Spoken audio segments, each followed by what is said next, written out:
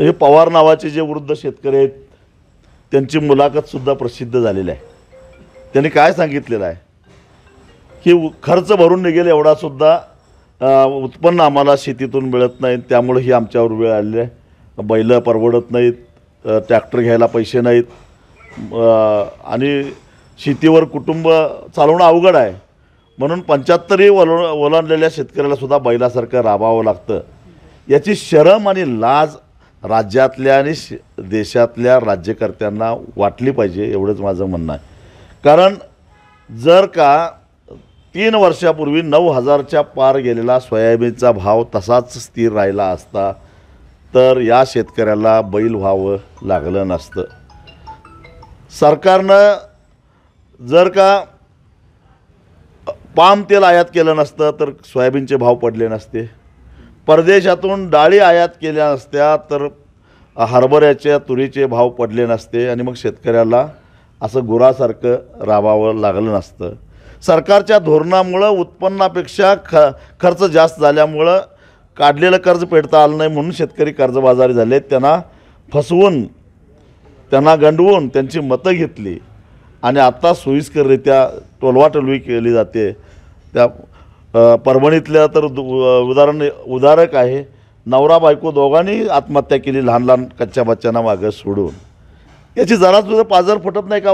दिवसाला 8 आत्महत्या होत आहेत महाराष्ट्रामध्ये आणि त्याचं काहीच यांना वाटत नाही। आणि ह्या सगळ्या आत्महत्या, हे सगळं जे काय आज शेतकऱ्याला गुरासारखं राबवावं लागतं, हे सरकारच्या धोरणाचे हे सगळे परिणाम आहेत।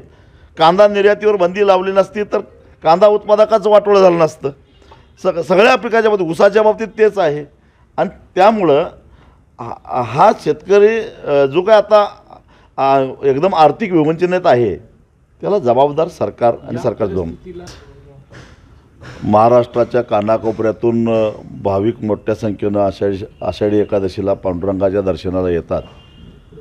मुख्यमंत्री सपत्नीक येऊन महापूजा करतात आणि महाराष्ट्राचे मुख्यमंत्री पांडुरंगाची सपत्नीक पूजा करत आहेत आणि ते महाराष्ट्रासाठी काहीतरी मागणार असतीलच, पण त्याच्याऐवजी त्याच्या आधी महाराष्ट्राच्या मुख्यमंत्र्यांना पांडुरंगानं सुबुद्धी द्यावी। कारण या मुख्यमंत्र्यांनी विधानसभेच्या निवडणुकीमध्ये शेतकऱ्याचा 7-12 कोरा करायचं आश्वासन दिलेलं होतं आणि ते आश्वासन ते सोयीस्कररित्या विसरत आहेत। त्यांनी महाराष्ट्रातल्या शेतकऱ्यांना हमीभावाच्या वर 20% अनुदान द्यायचं आश्वासन दिलेलं होतं निवडणुकीमध्ये, पण हमीभावसुद्धा मिळण्याचं झालेलं आहे। तेव्हा हे जे आश्वासन त्यांनी दिलेलं आहे ते पूर्ण करण्याची सुबुद्धी पांडुरंगानं त्यांना द्यावी हे साकडं घालणार आहे।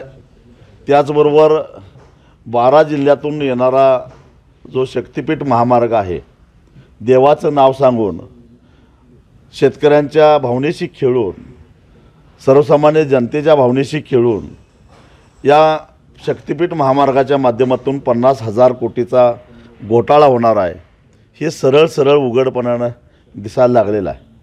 कारण राष्ट्रीय महामार्ग प्राधिकरणाचं एक माहिती मी गुगलवर वाचली, पुणे बेंगलोर हा जो ग्रीन कॉरिडॉर व्हायला लागलेला आहे ते 700 किलोमीटरसाठी 8 पदरी रस्त्याला राष्ट्रीय महामार्ग प्राधिकरण म्हणते की आम्ही 50,000 कोटीमध्ये करणार आहोत। म्हणजे 71 कोटीला 8 पदरी 1 किलोमीटर रस्ता, मग शक्तिपीठ 1 किलोमीटरला 6 पदरी रस्ता 107 कोटीला कसा काय?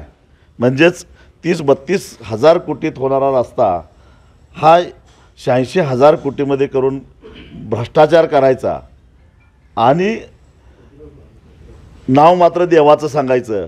मग तुळजापूरला तुम्हाला जायचं आहे, पंढरपूरला जायचं आहे, परळी वैजनाथला जायचं आहे, औंढा नागनाथला जायचं आहे आणि ह्या साऱ्या शक्तिपीठांना जोडणारा आम्ही महामार्ग तुमच्यासाठी करतो आहे असं म्हणायचं आणि 50,000 कोटीचा भ्रष्टाचार करायचं। पांडुरंगा ह्यांना सुबुद्धी दे।